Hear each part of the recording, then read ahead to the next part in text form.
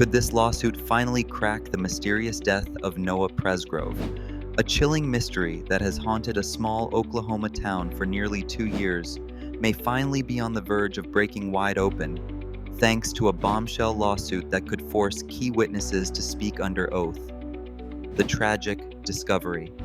On the morning of September 4th, 2023, 19-year-old Noah Presgrove was found dead on a remote stretch of US 81 near Terrell, Oklahoma. He was wearing only shoes. His battered body showed signs of massive trauma to the head and upper torso. His teeth were scattered around him. Yet, nearly 2 years later, no one has been held accountable, and the circumstances surrounding his death remain murky.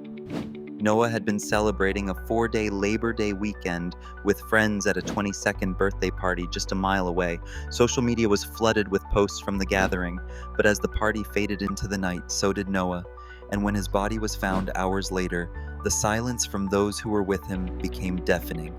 What makes the silence even more unsettling is that many of the people at the party had been close to Noah for years. These weren't strangers or distant acquaintances, they were friends he trusted. Some had known him since middle school. That deep sense of betrayal has made the heartbreak even harder for Noah's family to bear. The lawsuit that could change everything now, Noah's family has filed a $75,000 wrongful death lawsuit against several partygoers, their parents, and even the convenience store that allegedly sold alcohol to underage attendees. While the lawsuit does not provide new physical evidence that Noah was beaten to death, legal experts believe its power lies elsewhere, in the courtroom process known as discovery.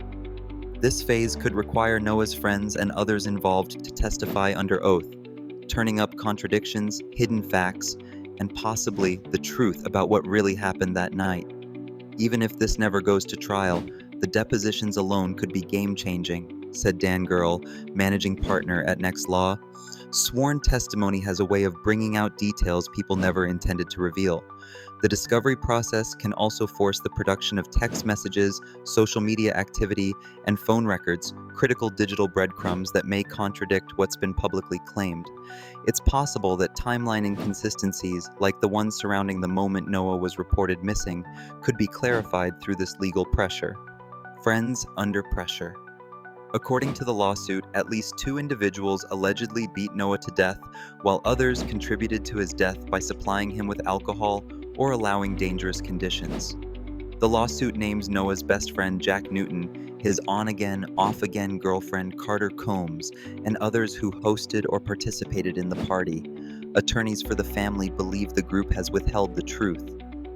How can so many people be at a party and no one knows what happened to Noah? Asked attorney Austin Vance. It defies logic. We're hoping the legal process compels someone to finally speak.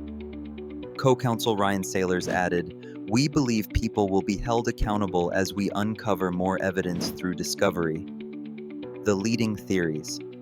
Though early speculation suggested Noah may have been struck by a vehicle, both his family and some medical experts have cast serious doubt on that theory. Emergency medicine specialist Dr. Stuart Fisher reviewed the autopsy and concluded that Noah's injuries were more consistent with a severe beating than a traffic accident. His blood alcohol level was 0.14, well above the legal limit. Some of his final moments are known. He was reportedly helped into the shower by friends after an ATV accident and later had a heated argument with Avery Jo Combs, who allegedly refused to let him sleep in her bed. Upset, Noah wandered off into the night. He was never seen alive again. Adding to suspicions is the way the partygoers handled his disappearance. No one immediately called 911 or formed a search party. Instead, a Snapchat captioned, "Well, Noah's missing," was posted as if it were a joke or casual update, not a cry for help. Unanswered questions and disputed timelines.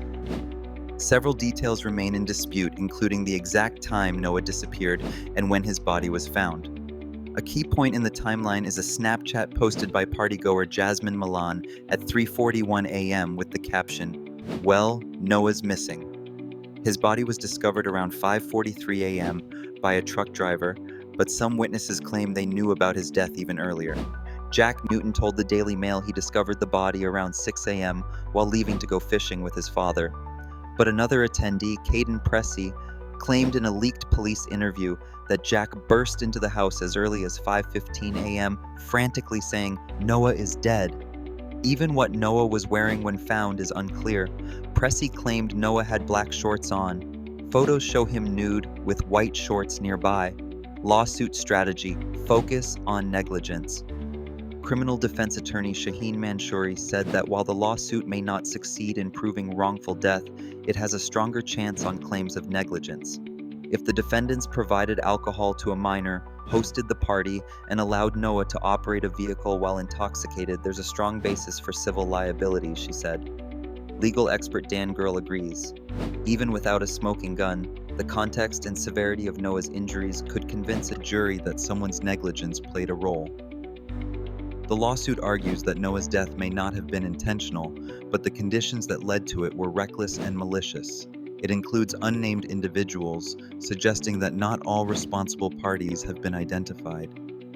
Who's being sued? The complaint names: Jack Newton, best friend, allegedly supplied alcohol; Carter Combs, girlfriend present at the party; Avery Joe Combs, host of the party, allegedly argued with Noah; Logan Jernigan, slept beside Noah earlier in the weekend; Caleb Newton, Jack's father, accused of allowing ATV use; Stevie Howard and Johnny Wilcoxon, owners of the party property; Napoli's convenience store, allegedly sold alcohol to minors. True crime community reacts.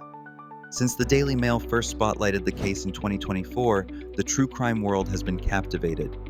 Facebook groups and Reddit forums dedicated to Noah's case have amassed thousands of followers, many of whom believe he was murdered and dumped on the highway. The online community has analyzed photos from the scene, pointed out inconsistencies in partygoers' social media posts, and tracked down old interviews and comments. They continue to ask one haunting question: if Noah was surrounded by friends, why did he die alone? Now, with this lawsuit finally pulling the spotlight onto those who were with him, they're hoping for long-awaited answers. This lawsuit isn't just about money, said Attorney Vance. It's about truth and accountability.